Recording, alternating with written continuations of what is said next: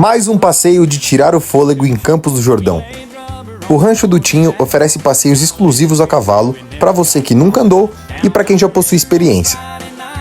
São diversas opções de cavalos e trilhas, uma mais linda que a outra. Todos os passeios são acompanhados de um guia, passando por matas fechadas e muitas paisagens incríveis, como essa floresta que é perfeita para tirar fotos.